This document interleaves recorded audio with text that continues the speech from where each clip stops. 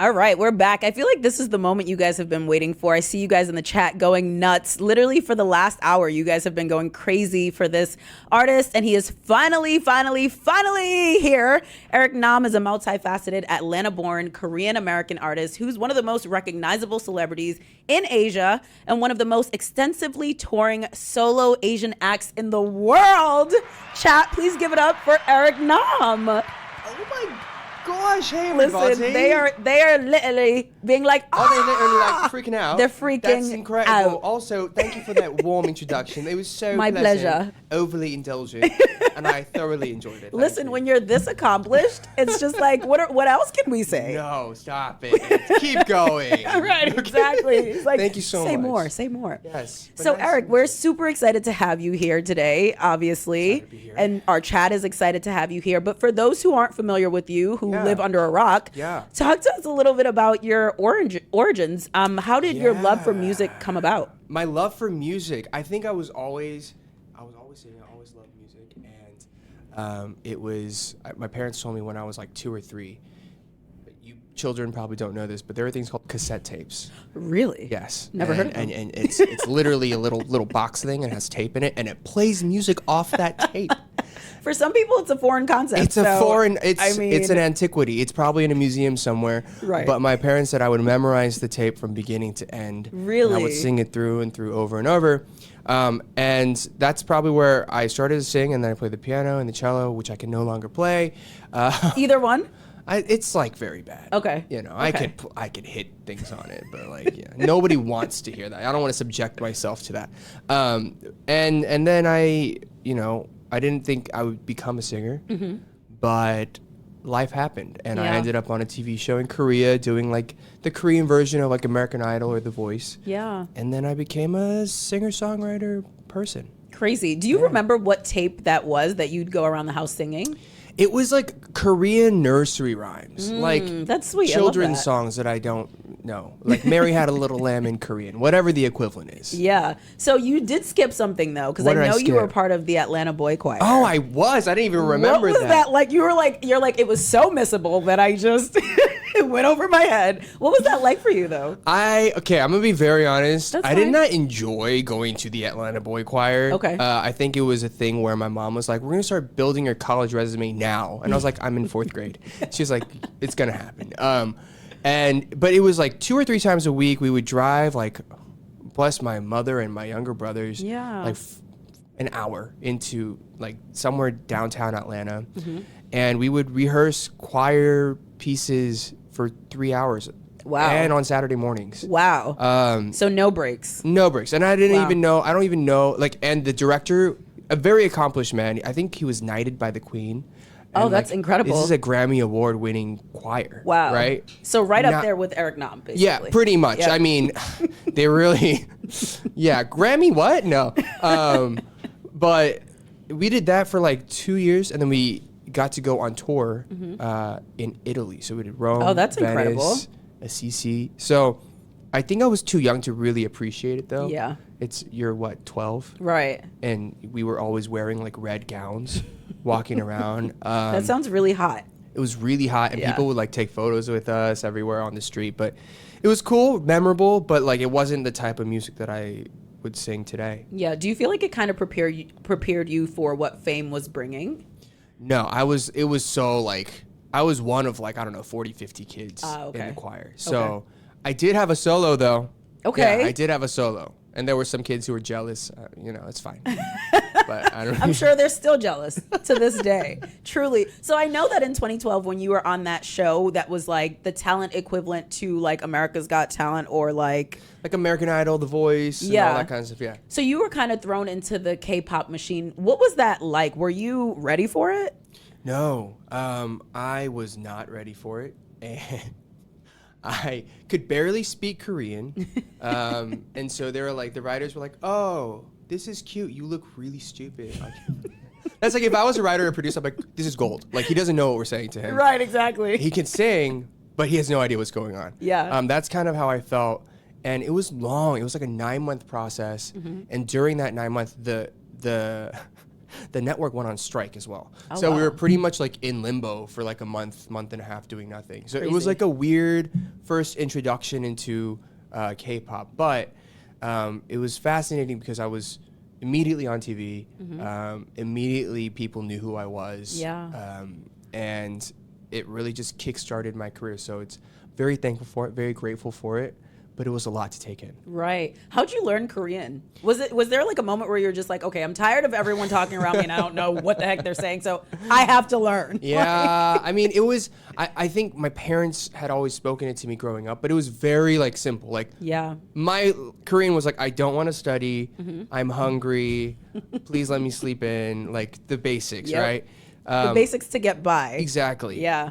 And then when I got to Korea, they kept putting me on TV shows, like reality shows, talk shows, like cooking shows. And I didn't know what was going on at all. And so I would ask for cue cards and the scripts and the everything ahead as soon as, like, I was like, even if it's going to change, please give it to me.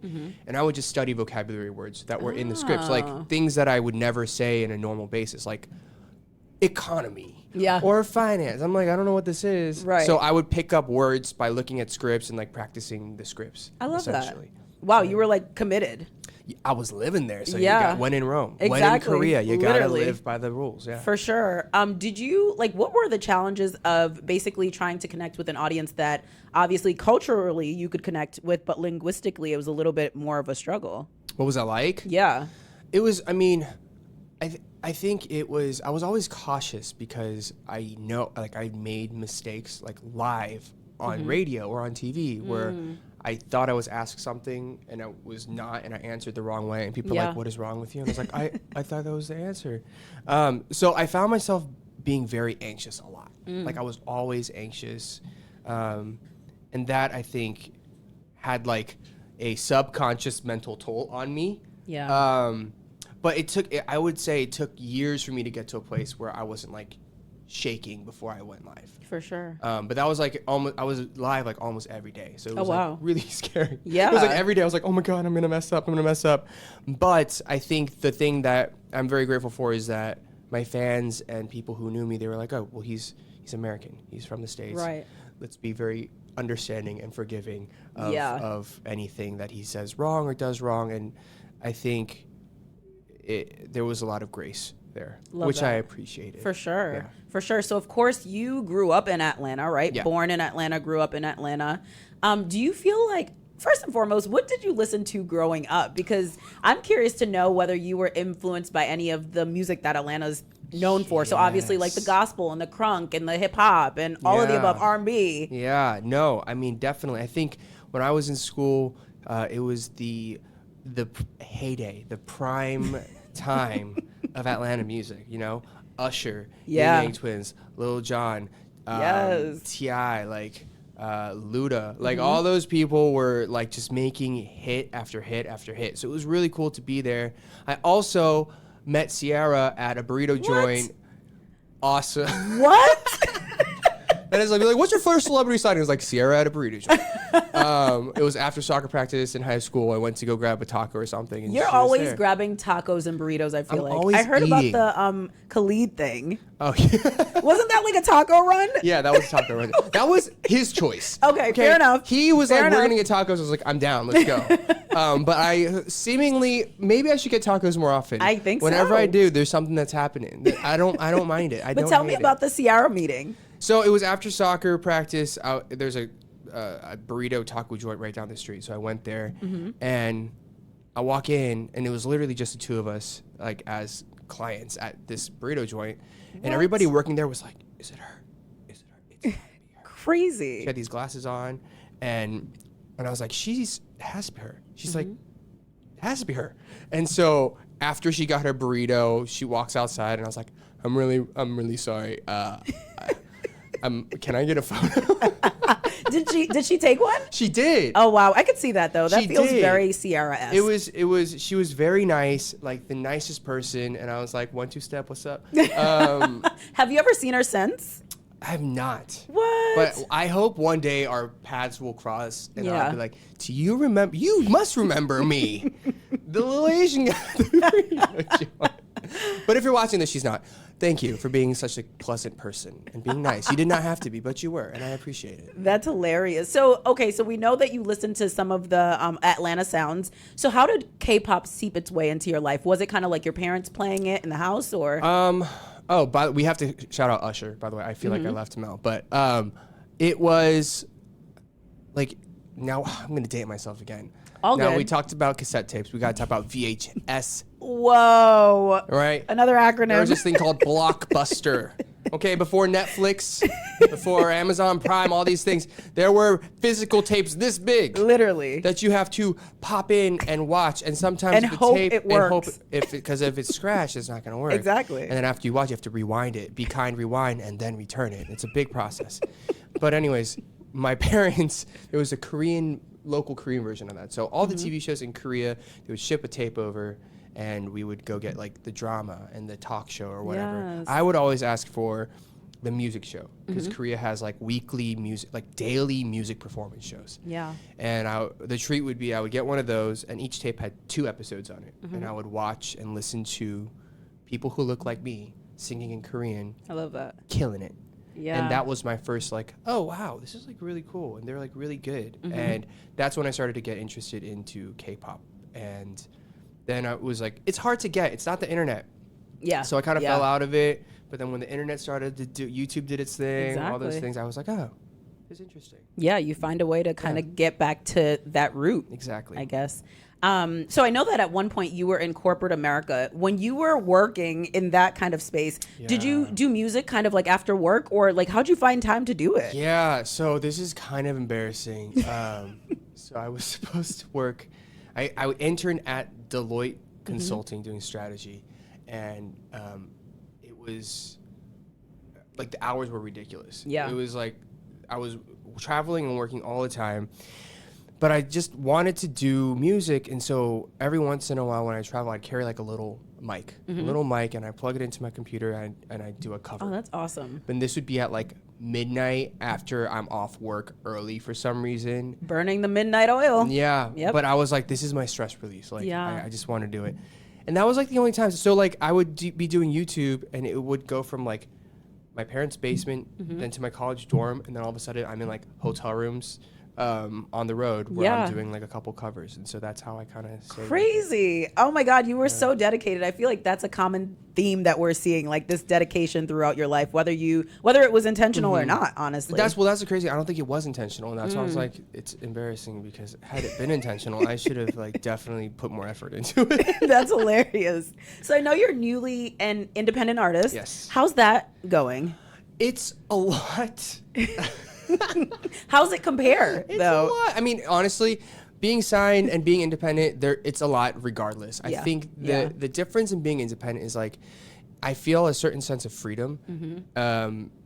I was always independent even within the label system because I was always pushing my music and my agenda within the label, which is a different political battle in itself. I imagine. Now it's like I'm free to do whatever I want, and I think it's just knowing that I don't have a big machine over me that liberates me to create or to do things as I would like. Yeah. And that's very empowering in a lot of ways. On the flip side of that, as an independent artist, it's always like, okay, well, how are we going to fund this? Yes. How are we going to make That's sure huge. this works? Are people going to come to the concerts? Are they going to stream or download? Well, they're going to come. I mean, are you serious? That is not a worry of yours, Eric. Stop it. He's so humble. Like, are you serious?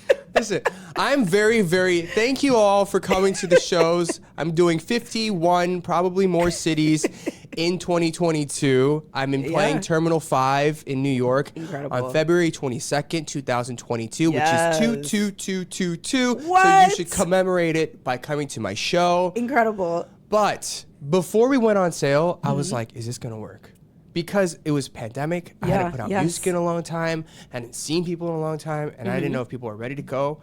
But thank the Lord and thank you, all you amazing, beautiful fan nomination people, for showing up. We are doing well. Yeah. I'm so excited though. Yeah. Cat is in the chat asking if you regret any of your life decisions. My life decisions? Ooh, I don't like to regret. Okay. And I say that because I like to think that any decision that I made in my life in any point, I made that decision because it was the best one for me at that time. Love that. And if you make that, you have to take that road regardless. Yes. So I don't Own it, right? regret. There are things I wish that, I'm sure I had made a quicker decision on, or I waited a little more, or like been a little more thoughtful. But regardless, it was the best decision for me at the time. So I don't have regrets. Love that so much. Eric Nam's kitten specifically is in the chat. Do you know who that is? Hi, Eric. I've seen the ID. I've seen the ID. Hello. Is asking, do you know, it's kind of blocked now. Oh, The do you Muffin have Man? I do. Listen, our following is going up just thanks to you. But do you have a specific concert in your music journey which you would entitle as your most epic or your most memorable concert, and why? Oh, my Lord. I know it's probably That's, hard like, to go through really all that. hard. Yeah.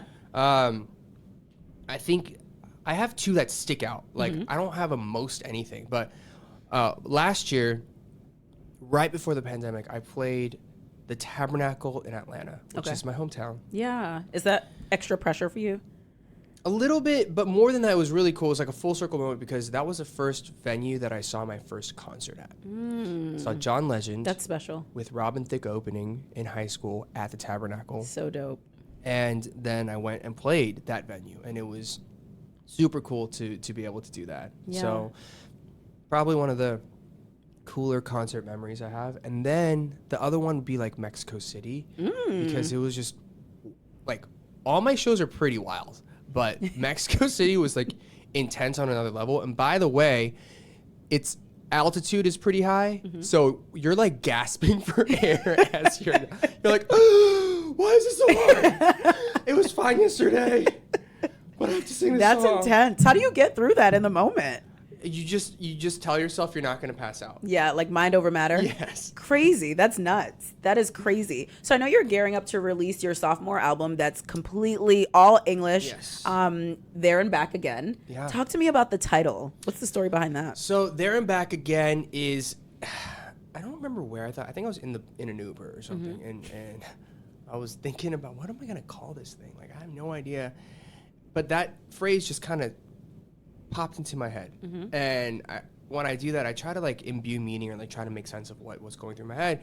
But I thought it was very timely for what I'm going through because born and raised in Atlanta, went to Korea for about 10 years to start a career, and then I'm back here in the States trying to do the same thing with music and entertainment. So for me personally, it's like a physical, like I moved there, I'm back again kind of thing, but also on a more lyrical, poetic kind of level. I just feel like life, it's the journey of life. We have these relationships, we have these highs, really high highs, like really great times.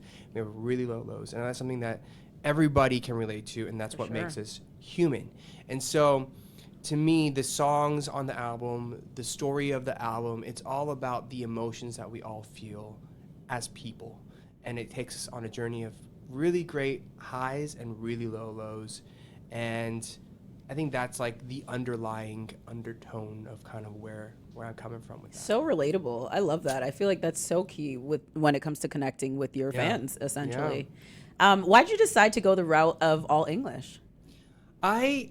Was it like a reclamation of like who you are now that you're independent? You're like, I'm deciding to do this and this is my choice, or not really? No, I mean, I think I will always continue to do music in Korean and English and back and forth. But, like we were saying up top at the top of the interview, like English was my first language, that's what I consider my first language. It's always the language that I've been most comfortable with, the one that I can sing better in. Gotcha. And for a long time while I was working in Korea, it felt like I was forcing myself into singing in a language that I never understood completely the lyrics or the nuances of what I was saying. Yeah. So English is the best way for me to really fully express myself. And I also think I sound better in English. There's a difference in terms of the vocal tone and how things are delivered. Yeah. But I think it also goes back to this thing of I want to do things in English because right now I think Asian Americans and Asians are having a moment, but I think this is very overdue, and I think there's so much to be done. And for a long time we've been here being like, we're here, we're talented, we're just as talented, we can do everything you can do, we need the opportunities. And unfortunately, we haven't had that much investment into our community, particularly in the arts or in creative areas. And so to put it out in English and to do everything on my terms as a Korean American, I think is incredibly important. And just like the smallest, tiniest little drop of trying to move the culture forward and to put on for people who look like myself or identify as Asian or Asian American. Yeah, I love that so much because I think about all the time when I talk to artists, like who did they look up to, or did they have someone who looked like them to look up to when they were younger?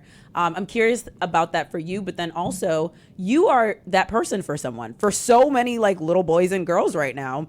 That comes with a huge weight though. Do you feel that pressure, or is it more of an honor, or is it a little bit of both? It's a little bit of both. I'm grateful, I'm honored, and I just hope that I can, put on and represent in the best ways possible.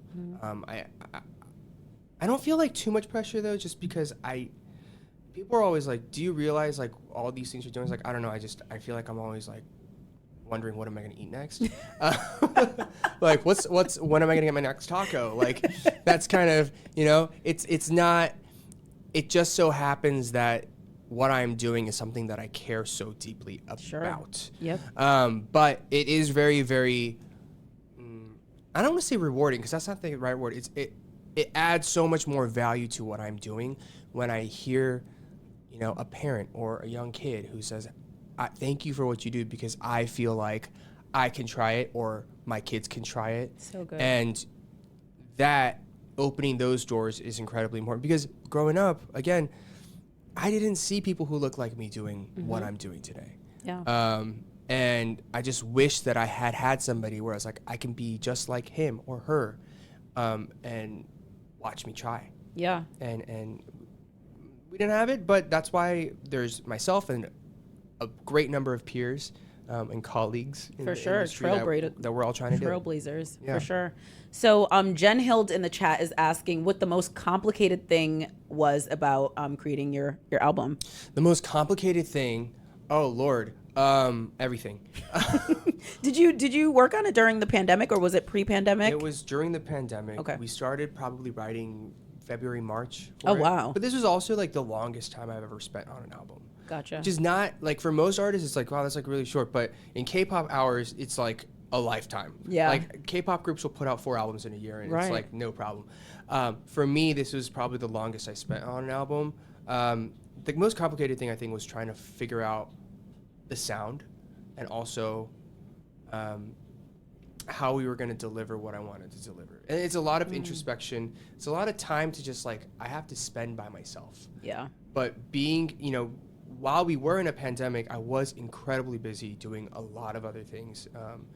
And so splitting my time between things and trying to get an album written was really hard. And then I think even musically, I bounced around. Like there was a moment at the top where we were like, are we gonna do emo pop, like emo punk rock? And we're like, yeah, let's try it. And then we tried like 5 songs. We're like, this is not gonna work. Didn't feel like, natural. This is not it. Like we're not doing this. But that freedom to try it is incredible. That was cool. But it was being honest and be like, this is not it. And then also honing in and like trying. We probably wrote 50, 60 songs for this album. Incredible. And we just, what? Like, we had to like pass on the other ones. How do you shave it down?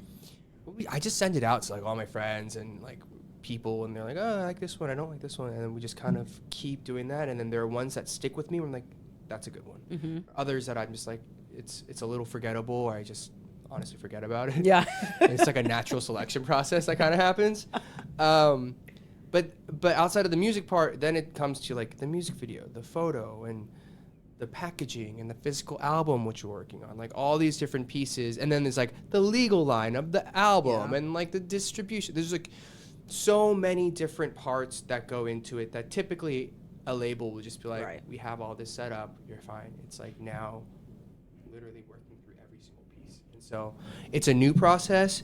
It's not an easy process, but I think hopefully after this first one, it doesn't burn me out to be Are there any things that you like got out of the pandemic and working on that project that you plan on bringing with you like beyond that time period? Because I know that you guys did the Zoom writing sessions. Yeah. I know you worked with a lot of the same producers. Yeah. Do you plan on doing that for like maybe your next few projects too, where it's like, you know what, these Zoom sessions, they work really well. We're gonna keep that. I don't love Zoom sessions. Okay.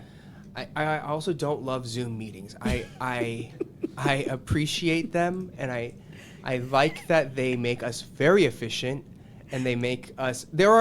I appreciate it because there are people that you don't need to meet in person. For sure.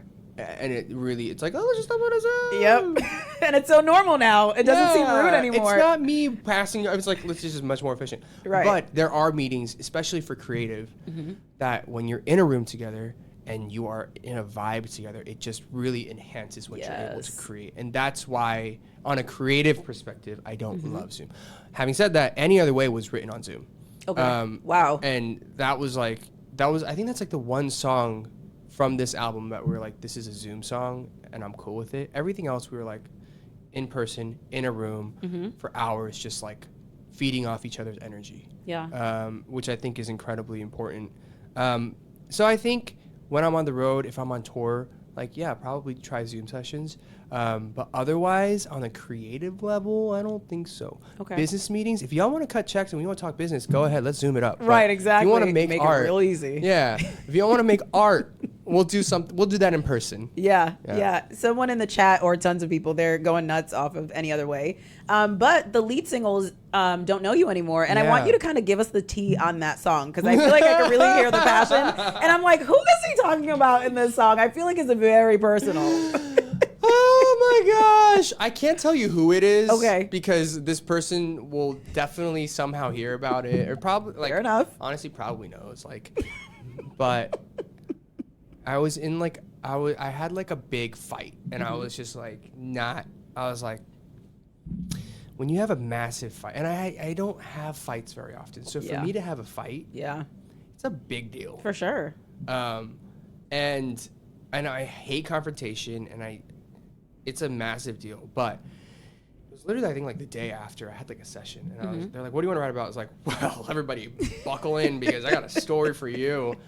And it's that thing of like, you just want to move on from this person. You just want to say, "I don't know you anymore. I wish I never met you. I wish I didn't care about you." Like, and that's kind of where that song was born out of. And it was crazy because I was having conversations about it, and people were like, well, like, maybe it's like your fault. I was like, I really don't. Even if it was, I don't need that from you right now. Right, exactly. Save that for like later on. Yeah. I'm going to save that for the therapist I don't yet have, okay? Have you come to that realization that maybe it was you? No. He's like, absolutely not. It was still that person. No. Standing in that. Yeah. Like, no. But it was an honest emotion that I just really wanted to get out into the world. Yeah. And here we have it. Exactly. I know. I love that when you can just pour out the way that you feel, and it works truly in your favor. Yeah. So that's what it was. Yeah. So on Any Other Way, which again, people are going nuts. Someone's saying they're crying right now in the chat. Why are you crying? Don't cry. Happy tears, right? Happy tears. So the whistle on the track, it feels very like old westerny. Yeah.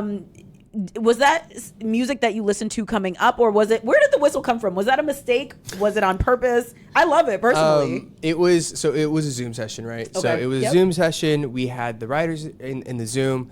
We had a guitar on loop, and like nothing was really latching onto me. So I guess the one thing that's good about Zoom is you can just mute everybody and you mute yourself, and then you just start singing melodies and writing by yourself. Yeah. And then I was just walking around my apartment. My apartment was like bare because I just moved in, like nothing there. Yeah. And I was just walking around. But I knew what I wanted to do is like write a song that's like very laid back, easy to listen to, just very like breezy, easy breezy, beautiful, cover girl Any Other Way. And I started whistling. And I remember like the stance that I was in. I literally had like my arms behind my back, and I was like walking around like an old freaking man. And I was like, you needed like a cowboy hat, some cowboy boots. Yep. Yeah. And then the melody just and it just came. Wow. And then I was like, hey guys, and I was muted. I was like, okay, hey guys, I think I have this melody, and I want to try it. And that's where it came from. And I wanted to do, like, once I did it, I was like, this is like a very old Western kind of thing. And so when we were doing the creative for the videos, I was like, I want to go to like Texas or like the desert and have a horse and like a cowboy hat and like the little kid from Minari running around chasing a butterfly. Like, I don't know. Like, it was a very, when I heard it, it was very old country Western. But I know some people don't like country. I personally don't mind country at all. I love country. I like country. Yeah. Do you have that opportunity often to kind of have a hand in the creative direction of your videos? I do. I'd say starting from the Honestly album, I've been pretty involved in terms of the creative direction. That's amazing.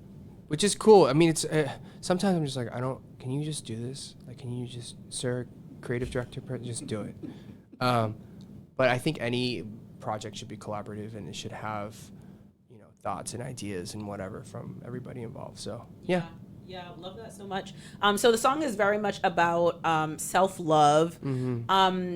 Kind of in that vein, we were kind of talking about like having people to look up to when you were younger.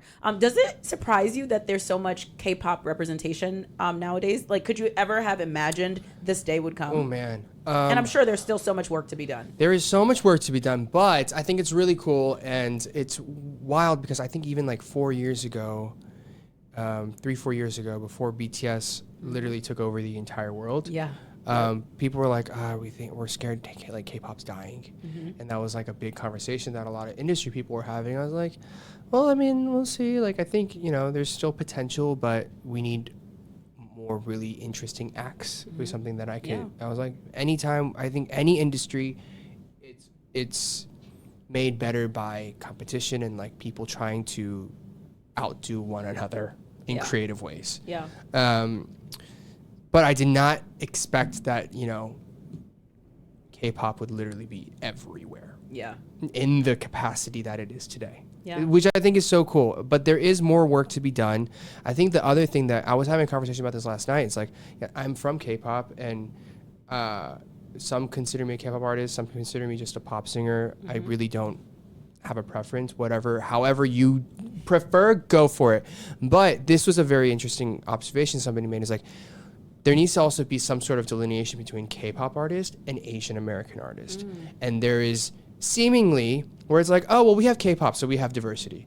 But it completely neglects an Asian American experience, which is so different from a K-pop experience. And so being a K-pop Korean American K-pop artist, I find myself in the middle, being able to see both sides of it. But I was like, that's a very interesting observation.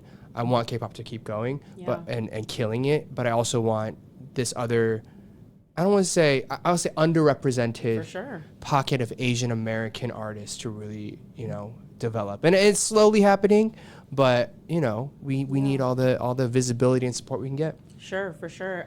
Speaking of representation and just like your impact on the industry, your impact for those little boys and girls who look like you, and just your impact in general. So obviously we know earlier this year and even last year, there were lots of issues with Asian hate and all of that happening. We saw the situation in Atlanta and across the country. Did you find yourself taking on the role of activist at all? People were like, activist. I was like, I'm not an activist. But it's a lot of people said, yes, you are. Like, and I was like, okay, fine. I guess I am. Like, I think there's like a sense of hesitation when it comes to saying you're an activist, because immediately people think of you in a certain way. They think of you outside, like with pickets and like screaming, which I think there are activists that way. I think for me, I have like an amazing platform and amazing people that I can, help educate or like bring light to different issues and causes for. And so in that sense, I think I am an activist. It's like, it's a scary title also in many ways, but one holds a lot of weight. Yeah, it's a very weighty, heavy title, but I've had a lot of conversations about this where even years ago where people are like, can you talk about this? Can you talk about that? And I was like really scared about it, but at the same time, when people are asking you to do something, it's because they think that your voice and your opinion matters. And if That you're gonna, influence. and if you're gonna shy away from it when you have influence, it doesn't, like, if you are like washed out and you're not relevant, you adding your voice then does not matter. Right. And so for me, it was like, oh, I could do this like 10 years later when I'm like probably irrelevant, nobody cares about me. Oh my God, please don't let that happen, guys. I love you so much. But all jokes aside, I don't see that happening. Not anytime soon, at least. but all jokes aside, it was like, if you're gonna make an impact, you have to do it when you're at the peak or the prime or whatever, because that's when people are gonna care and listen the most. Absolutely. And so if it feels right and if it feels like it's something that I absolutely feel passionate about, I'm all about it. And so in ways, especially around representation, around Stop Asian Hate, and these big things that have been happening to the Asian American community, yeah, let's do it. Love that. That's how I feel. Love that. So I know that you have so many great and huge things ahead of you, but one of those things are your world tour, Yes. which is happening in January, right? Kicking off in Starts January? in January. How are you preparing for that? I am. Did I stutter? You're what? I didn't stutter, right? No. How No, are you I'm good. preparing We're for good. that? We're good, Oh right? my We're God. good. No, like we have it all set. Figuring it out. You know what? It's all good. We all are good. figuring it. No, we're good. We have 51 shows set. We are adding more. Crazy. They keep coming. Guys. Wow.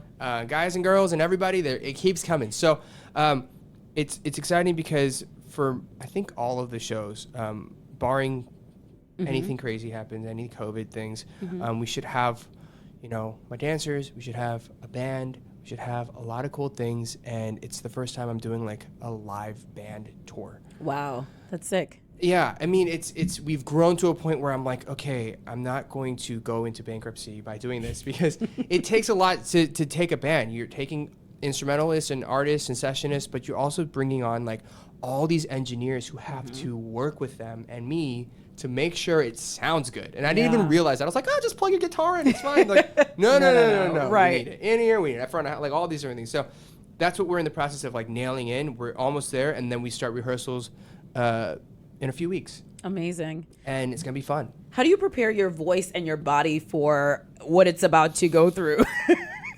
I hate to phrase it that way. You're like, girl, say less, say less. I am. So I don't know. I think it's so much of it is adrenaline. Yeah. And it's once I get through the first few shows, my body's it's in a pattern, and it's conditioned. It's good.